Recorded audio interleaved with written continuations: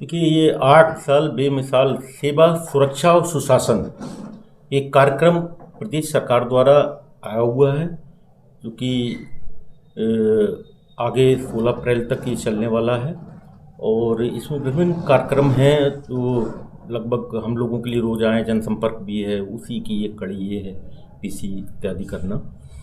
तो इसमें जैसा कि आपने अभी पूछा मुझसे कि नगर हमारे माननीय विधायक जी द्वारा अभी जो पीसी हुई थी, उसमें काफ़ी विस्तृत रूप से पूरे विधानसभा के कार्यों के बारे में, मुख्य कार्यों के बारे में बताया गया। वैसे तो विकास कार्य इतने हैं आदरणीय योगी जी की सरकार में, आदरणीय मोदी जी की सरकार में विकास कार्य इतने हैं कि अगर एक एक कार्यों की समीक्षा की जाए तो शायद इसके लिए 2-4 दिन भी कम पड़ जाएंगे। लेकिन चूँकि इतना समय न किसी के पास होता है, न चैनल में इतना समय मिल पाना संभव है, इसलिए प्रमुख रूप से ही कार्यों को बताया जाता है। रहा सवाल आपका नगरपालिका के माध्यम से, तो पिछले लगभग श्रीमती प्रेमलता राठौर के कार्यकाल को 2 वर्ष मई में पूर्ण हो जाएंगे। इन 2 वर्षों में जो नगर के विकास की जो नींव रखी गई है, उसमें आप ये मान के चलिए लगभग 54 रोडें इंटरलॉकिंग की कंप्लीट हो चुकी हैं और कुछ मार्ग ऐसे डाले गए हैं जो कि जिनमें नाली और कच्चा कार्य किया गया है। ऐसे कुल मिलाकर लगभग 100 के आसपास की रोडें कंप्लीट हो चुकी हैं। दूसरे, यहाँ एक क्षेत्राम पार्क था जो कि पिछले काफ़ी वर्षों से अधूरा बना पड़ा था, उसका भी जल्दी ही शिलान्यास हो जाएगा। उसका कार्य कंप्लीट हो चुका है, बस उसमें छोटे मोटे थोड़े से एक मूर्ति का कार्य शेष रह गया है। मूर्ति आते ही उसका कार्य भी पूर्ण हो जाएगा। बिजौरिया में शमशान भूमि का कार्य प्रगति पर है, बाउंड्री वॉल उसकी हो चुकी है, दाह स्थल बनने वाला है, शीघ्र ही उसका कार्य भी कंप्लीट हो जाएगा। इसके बाद हमारे पास एक याकूपुर में शमशान भूमि का पैसा प्रदेश सरकार द्वारा और आ गया है, उसके भी टेंडर जल्दी ही निर्गत कर दिए जाएंगे और उस पर भी काम शुरू हो जाएगा। 2 तालाबों के सौंदर्यीकरण का पैसा भी आ चुका है, जिनका भी कार्य बहुत जल्दी संपन्न शुरू होने वाला है। और आपके एक कार्य योजना हमने भेजी थी अपने बारात घर की, तो बहुर नगला में एक बारात घर का भी प्रपोजल शासन ने हमारा स्वीकृत कर लिया है और बहुत जल्दी उसकी स्वीकृति हमें मिल जाएगी। स्वीकृति उपरांत उसके भी जो भी वैधानिक कार्रवाई होती है, टेंडर आदि की प्रक्रिया होती है, वो भी पूरी करके उस पर भी काम शुरू हो जाएगा। तीसरा, एक वहीं पर ओपन जिम का भी एक हमारा प्रस्ताव गया हुआ था बहुर नगला में, वो भी कार्य उसकी स्वीकृति भी जल्द ही आ जाएगी। यहाँ से स्वीकृत होकर चला गया है, शासन से भी स्वीकृति के लिए आगे भेज दिया गया है, उसकी भी स्वीकृति आने वाली है, उसका भी पैसा आते ही उस पर भी कार्य शुरू हो जाएगा। इस प्रकार से बहुत सारे काम हैं, लगातार काम प्रतिदिन हो ही रहे हैं। और फिर रहा सवाल कुछ जो रिपेयर आदि का कार्य, वो तो आप सब लोगों को मालूम है, 2500 वार्डों में एक अभियान चला के जो छोटी मोटी रिपेयरें थी, कहीं डिप टूटे हुए थे, कहीं सड़क पे गड्ढा आ गया था, कहीं नाली टूटी हुई थी, वो सारे ही पूरे नगर के इन 2 वर्षों में वो पूरी रिपेयर लगभग समाप्त कर दी गई है। 95% रिपेयर समाप्त कर दी गई है 2 वर्षों में। भाई साहब, अभी आपने जैसे कि दोनों गांवों के बारे में जो इसी साल शामिल हुए थे, नवाबगंज में बहुर नगला और याकूब, आपने जो अपने कार्य गिनाए उनमें ज्यादातर इन गाँव के कार्य शामिल थे, जो विकास कार्य। नगर के आपने कम गिनाए, इनमें कुछ अलग से पैकेज आपने दिए हैं इन गाँव को? नहीं, ऐसा नहीं है। एक्चुअली में वो जो बिजौरिया वाली जो शमशान है, वो जो चूंकि बिजौरिया रकबे में आती है, लेकिन बहुत सारे नगर के लोग भी उधर, भट्टा पहलवान, आदर्श नगर वगैरह के लोग, बहुत सारे लोग उधर जाते हैं। तो अब चूंकि रकबा वहां का आ रहा है, इसलिए मैंने उसको संबोधन किया कि वो बिजौरिया वाली शमशान। याकूपुर में एक शमशान चूंकि नवाबगंज नगर में शमशान है, तो वो याकूपुर की शमशान चूंकि अलग है, तो उस याकूपुर की शमशान का मैंने जिक्र किया। इस प्रकार से जैसे कूड़ा निस्तारण केंद्र भी आपके द्वारा वही बनवाया जा रहा है, एक जो कूड़ा के लिए जो इसका डिस्पोजल होना है। हाँ, MRF सेंटर, जो कि पिछले लंबे समय से वो एक सफेद हाथी की तरह खड़ा हुआ था। पीछे जब से श्रीमती प्रेमलता राठौर ने नवाबगंज नगर पालिका की शपथ ली, उसके बाद से उस एमआरएफ का कार्य भी तेजी से शुरू किया गया। वो उसमें मशीनें वगैरह तो आके रख गई थी, लेकिन उसका संचालन नहीं हो रहा था। उसके संचालन न होने से कूड़े की एक समस्या थी। कूड़े का जब निस्तारण नहीं होगा तो कूड़ा तो जहां तहां ढेर के रूप में रहेगा ही। तो अब उसका भी संचालन प्रारंभ करा दिया गया है। वहां जो मार्ग की व्यवस्थाएं नहीं थी, वो मार्ग की व्यवस्थाएं भी संपूर्ण करा दी गई हैं। अब आपको आने वाले समय में, जैसे कि आप कहीं पे भी जाएं तो रोडों के किनारे कूड़ों के ढेर आपको देखने को मिल जाते होंगे। इस प्रकार का जो सीन है वो आने वाले समय में आपको नवाबगंज नगर पालिका में देखने को नहीं मिलेगा, क्योंकि हमारा एमआरएफ सेंटर शुरू होने वाला है। सारा कूड़ा निस्तारण हमारा वहीं पर विधिवत हो। आज हम देख रहे हैं कि पूरे हिंदुस्तान की बड़े संख्या में लोग आईपीएल पे निगाह टिकाए हुए हैं युवाओं का खेल देखने के लिए। लेकिन नवाबगंज के युवा के लिए जो खिलाड़ी हैं, जो प्रतिभाशाली युवा हैं, उनके लिए आपके लिए कोई योजना है? आपने एक दो बार इसका जिक्र किया है, उसके बारे में बताएं। अभी माननीय विधायक जी ने अभी जिक्र किया था इसका कि अतकटा नजराना में यहाँ एक मिनी स्टेडियम का निर्माण हो रहा है। वो स्वीकृत हो गया है और वहाँ निर्माण भी प्रारंभ हो चुका है। एक भतपुरा विकासखंड में भी मिनी स्टेडियम, चूंकि नगर में इतनी बड़ी कहीं भूमि उपलब्ध नहीं है। अगर भूमि इतनी बड़ी कहीं नगर में उपलब्ध होती मिनी स्टेडियम के लिए कम से कम कुछ नहीं तो 2-4 एकड़ जमीन चाहिए। इससे कम में मिनी स्टेडियम यदि बनाते हैं तो कोई मतलब नहीं है। इसलिए मिनी जिम का हमने एक जिम का जो मिनी जिम होते हैं पार्कों वगैरह में, उसकी व्यवस्था की है। वो नगर में भी व्यवस्था हो गई है उसकी, स्वर्गीय श्री चेतराम जी पार्क में, और एक बहुनगला में भी उसकी व्यवस्था की है। नगर में जेपीएल कॉलेज के पीछे तालाब है, जो कि काफी समय पहले खबर भी उसकी चलाई गई थी और कई बार आवाज उठाई गई थी, लेकिन क्या वजह उसका सौंदर्यीकरण अब तक नहीं हो पा रहा सब? देखिए, अभी मैंने अभी बताया कि 2 तालाबों का पैसा स्वीकृत हो चुका है। एक तालाब में कुछ जमीन को लेके थोड़ा सा विवाद था, तो उसकी फाइल जो है हमारी माननीय अपने अपर जिलाधिकारी महोदय प्रशासन के यहाँ बरेली में है। उस पर शीघ्र ही निस्तारण हो जाएगा उसका, और जैसे निस्तारण होगा उस पर काम लग जाएगा। उसका टेंडर भी हो चुका है, लेकिन जमीन संबंधी थोड़ा सा विवाद आ गया था, इस वजह से काम रुक गया है। रहा सवाल अपने जेपीएल इंटर कॉलेज पीछे वाले तालाब का, जो कि मैंने तो आज तक उसको साफ होते भी नहीं देखा। मेरी 40 वर्ष की उम्र है, मैंने कभी उसको आज तक साफ होते नहीं देखा। मैंने अभी प्रयास करके शासन से उसके लिए 50 लाख रुपए स्वीकृत कराए हैं। अब उसका टेंडर करा के उस प्रक्रिया होती है, शासन से पैसा जिले पे आता है, जिले से पैसा फिर नगर पालिका में आता है। वो पैसा जिले पर आ गया है, शीघ्र ही हमारे अकाउंट में वो पैसा हो जाएगा। उसका टेंडर करा के उस कार्य को हम प्रारंभ करा देंगे। नगर में एक वीर अब्दुल हमीद पार्क भी है, वो काफी समय से खराब पड़ा है।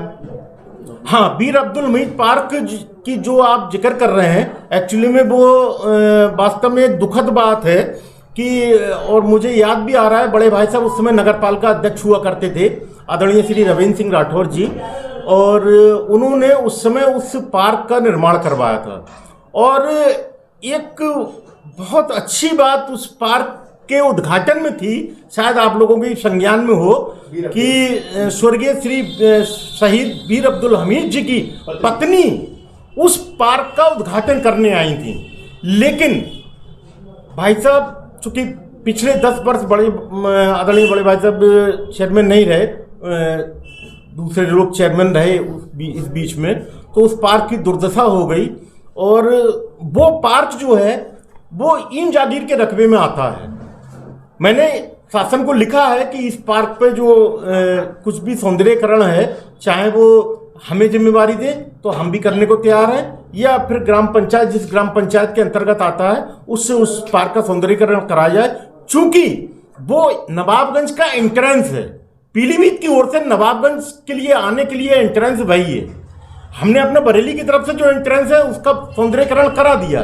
नागपंचमी चौक का सौंदर्यीकरण हो गया, ग्रिल वगैरह पूरा लग के सब उसमें ये कभी शेष रह गया है। वहां एक हमारा फाउंटेन और लगना है, एक फव्वारा लगेगा, लाइटें लगेंगी, बेंच वगैरह पड़ गई हैं, इंटरलॉकिंग हो गई है, सारे काम हो गए हैं, लेकिन फाउंटेन शेष रह गया है और लाइटें शेष रह गई हैं। वहाँ पे भी एक इसी प्रकार से कार्य होगा और यही हम चाहते हैं, इसी प्रकार से एक फाउंटेन और लाइटें वगैरह लग के ये भी कार्य संपन्न होना चाहिए। पनघैली नदी के लेकर भी आपकी कोई कार्य योजना थी? आपने एक बार पीसी करके बताया था कि इसको सौंदर्यीकरण होगा, पिचिंग बनाई जाएगी, लाइटें भी।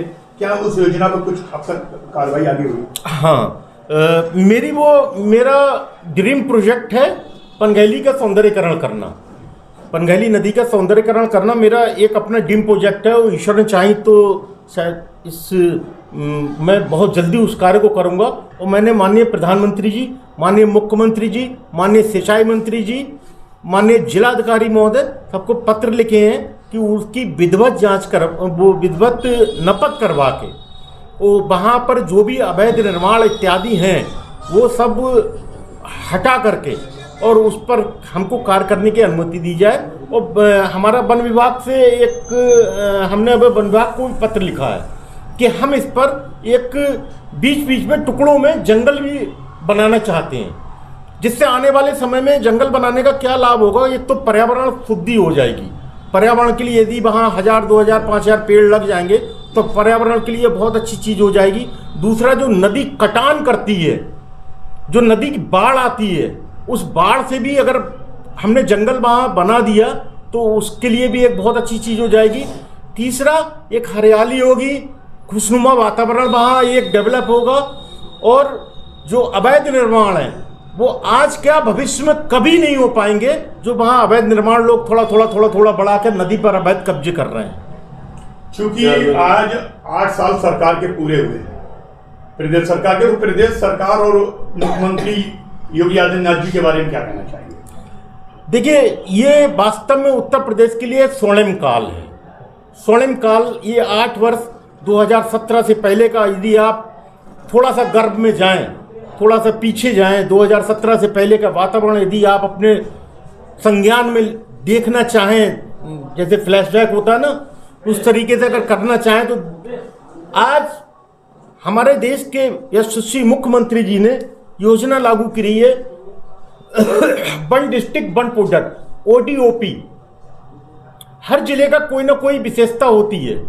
तत्कालीन समय में वन डिस्ट्रिक्ट वन माफिया की योजना लागू करी गई थी। एक जिले में एक माफिया, हमारी सरकार ने एक जिले का एक प्रोडक्ट, हमारी सरकार ने, भारतीय जनता पार्टी की सरकार ने, आदरणीय योगी आदित्यनाथ जी की सरकार ने एक जिले में एक मेडिकल कॉलेज और बहुत सारी चीजें। अभी आप देख लीजिए, GDP जो है पूरे हिंदुस्तान में, जो कि 2017 से पहले उत्तर प्रदेश की GDP जो थी वो 11वें नंबर पर थी। आज हमारे उत्तर प्रदेश की GDP जो है पूरे देश में दूसरे नंबर की GDP है। और आने वाले समय में जो और मैं समझता हूं शायद 2-3 महीने बाद आप देख लेंगे तो शायद हमारे प्रदेश की GDP पूरे देश में पहले नंबर पर आ जाएगी। अभी जो कुंभ का संचालन हुआ, बहुत सारे विरोधियों ने, जब सरकार उसकी व्यवस्थाएं बना रही थी तो उस पर लगभग 7,500 से लेकर 10,000 रुपए तक का खर्च हुआ है कुंभ की व्यवस्था करने में। तब जो विपक्षी थे वो बहुत सारी अनर्गल बातें कर रहे थे कि बताइए, इतना पैसा ये कुंभ के आयोजन में खर्च किया जा रहा है, इससे ये कर दिया जाता है, इससे रोडें पड़ जाती हैं, इससे अस्पताल बन जाते हैं इस पैसे से। लेकिन आप देखिए, विजन होना चाहिए व्यक्ति के पास। यदि विजन है उसके पास तो वो विकास भी करेगा, अपनी धरोहर भी सजा के रखेगा, अपनी सभ्यता, अपना कल्चर, अपनी संस्कृति भी बचा के रखेगा। उसी 10,000 खर्चे से, 10,000 रुपए का जो खर्च, 10,000 करोड़ का जो खर्च हुआ, उसी से देश ने 3 लाख करोड़ रुपए का जो राजस्व भी प्राप्त किया है।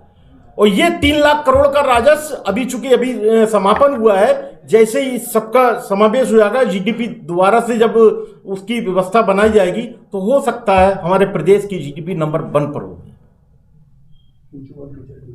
चलो साहब, जो रोड अंदर वाला है जिसकी हालत बहुत बेकार चल रही है, मेन रोड की बात कर रहे हैं, जो नगर का मुख्य मार्ग है, बाग से लेके अंदर तक आया है।